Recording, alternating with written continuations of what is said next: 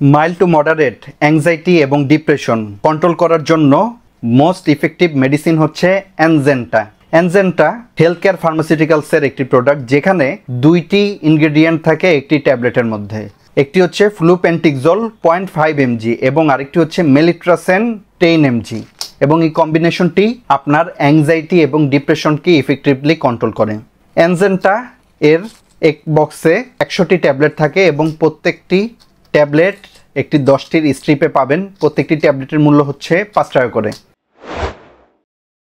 যে কোনো ধরনের দুশ্চিন্তা, অবসন্নতা, উদাসীনতা, psychologic depression, depressive neurosis, masked depression, psychosomatic affection এর সাথে সংশ্লিষ্ট দুশ্চিন্তা এবং উদাসীনতা, মেনোপজাল ডিপ্রেশন, অ্যালকোহল সেবনকারী এবং মাদকাসক্তদের ডিপ্রেশন, ইনসোমনিয়া অর্থাৎ ঘুমের সমস্যা, মাথা ব্যথা, এ ধরনের প্রবলেমের ক্ষেত্রে অ্যানজেন্টা ইন্ডিকেটেড।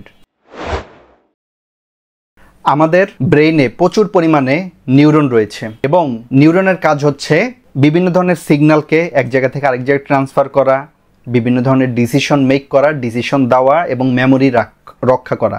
আমাদের ব্রেইনের এই নিউরনগুলো থেকে প্রতিনিয়ত নিউরোট্রান্সমিটার রিলিজ হয়। নিউরোট্রান্সমিটার হচ্ছে এক ধরনের নিউরনের কেমিক্যাল যা বিভিন্ন ধরনের মেসেজ বা সিগন্যালকে এক নিউরন থেকে আরেক নিউরনে ট্রান্সফার করে। কিছু নিউরোট্রান্সমিটার এক্সাইটমেন্ট রিলেটেড সিগন্যালকে শুধুমাত্র ট্রান্সফার করে, কিছু নিউরোট্রান্সমিটার ইনহিবিটরি অর্থাৎ বিষণ্ণতা টাইপের সিগন্যালগুলোকে ট্রান্সফার করে, এবং এই দুই ধরনের নিউরোট্রান্সমিশনের ব্যালেন্সের মাধ্যমেই হিউম্যান ব্রেইন চলে এবং আমাদের মাইন্ড স্টেবল থাকে। তবে অনেক পেশেন্টের ক্ষেত্রেই দেখা যায় যে এই ব্যালেন্সটা ইমব্যালেন্স হয়ে যায়। তখন ওই সকল পেশেন্ট অনেক বেশি অ্যাংজাইটি বা রাগী হয়ে যায়, অনেক পেশেন্ট অনেক বেশি ডিপ্রেসড হয়ে যায়। কারো কারো ক্ষেত্রে দুইটাই একটু পরপর আসতে থাকে সাইকেল অনুযায়ী। এই তো উত্তেজিত, আবার এই বিষণ্ণ বা কান্নাকাটি করে।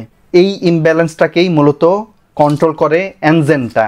অ্যানজেন্টার ফ্লুপেন্টিক্সল অ্যানজায়োলাইটিক ইফেক্ট শো করে, অর্থাৎ উত্তেজনাকে কমিয়ে কন্ট্রোল করে, এবং মেলিট্রাসেন অ্যান্টিডিপ্রেসেন্ট ড্রাগ যা আপনার ডিপ্রেশনকে কন্ট্রোল করবে, এবং এভাবে দুই ধরনের কাজ করেই মূলত অ্যাংজাইটি এবং ডিপ্রেশনকে একই সাথে কন্ট্রোল করে।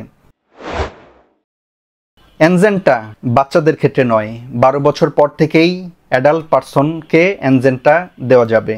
অ্যানজেন্টা এর জেনারেল ডোজ হচ্ছে দিনে সর্বোচ্চ 1 থেকে 2টি ট্যাবলেট গ্রহণ করতে পারবে, এবং তা হচ্ছে সকালে এবং দুপুরে, রাতে নয়। তবে যাদের বৃক্কে প্রবলেম রয়েছে অর্থাৎ কিডনি ইম্পেয়ারমেন্ট পেশেন্ট, তাদের ক্ষেত্রে অ্যানজেন্টা সর্বোচ্চ সকালে একটি গ্রহণ করতে পারবে, এর বেশি নয়।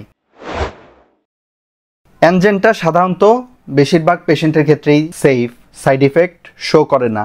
কিছু কিছু পেশেন্টের ক্ষেত্রে অস্থিরতা শো করে, অনেকের ক্ষেত্রে ইনসমনিয়া বা ঘুমের সমস্যা বৃদ্ধি করে, সেক্ষেত্রে অ্যানজেন্টা অ্যাভয়েড করতে হবে।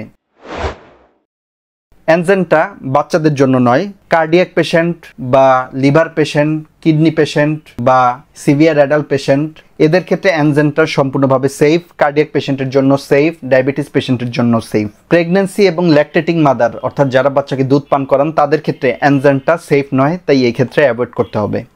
বন্ধুরা, এ ছিল অ্যানজেন্টা ট্যাবলেটের ওভারঅল মেডিসিন রিভিউ। অবশ্যই ডক্টরের প্রেসক্রিপশন অনুযায়ী অ্যানজেন্টা গ্রহণ করবেন। সবাই ভালো থাকবেন, সুস্থ থাকবেন। টেক কেয়ার, আল্লাহ হাফেজ।